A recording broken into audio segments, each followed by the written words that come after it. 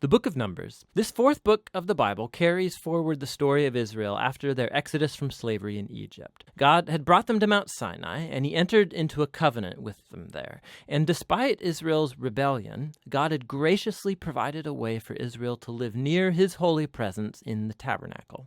So the book of Numbers begins as Israel wraps up their 1-year stay at Mount Sinai, and they head out into the wilderness on their way to the land that God promised Abraham. Now, the book's storyline is designed according to the stages of their journey. So the first section begins at Mount Sinai, but then they set out and travel to the wilderness of Paran. And then from there, they travel to the plains of Moab, which is right across from the Promised Land.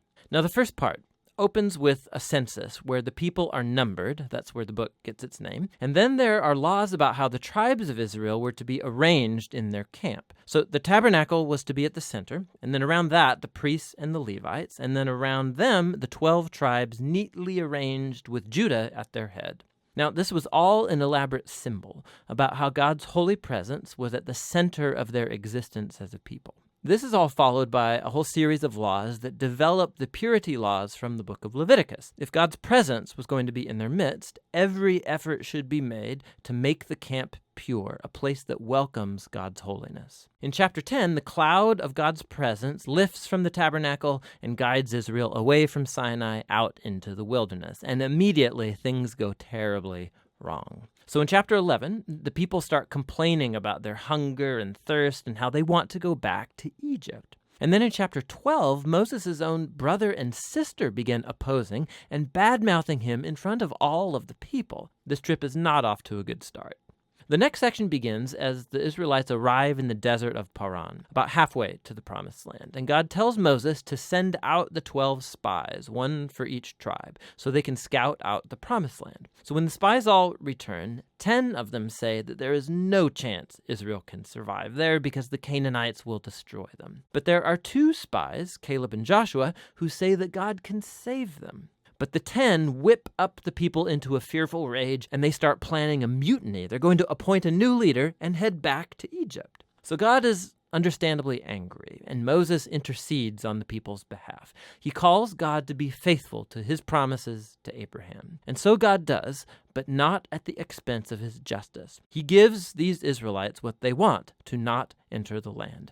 And God sentences this generation to wander in the wilderness for 40 years until they die. Only their children will get to enter the Promised Land. Now, you'd think this severe consequence would wake them up, but it gets even worse. So in the next story, there's a whole group of Levites that begin a rebellion, and they challenge Moses and Aaron's leadership, saying that they have gone way too far. So God deals severely with these Levites, and he renews his commitment to Moses and Aaron as Israel's leaders. Now, as they leave the region of Paran and hit the road, it goes downhill yet again. The Israelites start complaining again about their thirst, and they ask why Moses even brought them out of Egypt in the first place. So God tells Moses to speak to a rock to bring out water for all of the people. But Moses doesn't really do this. He oversteps his bounds. He hits the rock twice and then says, "You rebels, do we have to bring water out of this rock?" So Moses dishonors God by putting himself in God's place as the one who brings out the water. And so Moses brings down on himself the same fate as the wilderness generation. He too will die in the desert and never get to enter the Promised Land. After this, the Israelites rebel yet again, and God brings a very strange judgment on them, venomous snakes to come and bite the people. And so Moses again intercedes on behalf of the people. And God tells Moses to do this, to make a bronze snake and to lift it up on a pole, so that whoever looks at this snake would be healed of the poisonous snake bite. It's a very strange symbol, but it speaks to the challenge that God has by being faithful to his covenant. He's right to bring justice on the Israelites' evil and sin. But even God's justice gets transformed into a source of life for those who will look to God for healing. From here, the people head into the plains of Moab, and the first main part of the section focuses on the strange figure of Balaam. So the king of Moab is freaked out at this huge group of people traveling through his territory. So he hires a pagan sorcerer, Balaam, to pronounce curses on Israel. And 3 different times, Balaam finds that he cannot curse them. He can utter only blessing upon Israel. Remember God's promise to Abraham from Genesis 12. So not only can Balaam not curse Israel, but God actually gives him a vision about a future Israelite king who will one day bring God's justice to all of the nations. This vision recalls Jacob's promise to Judah in Genesis chapter 49. Now, it's worth stopping to reflect on the flow of the book so far. The rebellion stories in the wilderness, they just heap up on one another, getting worse and worse.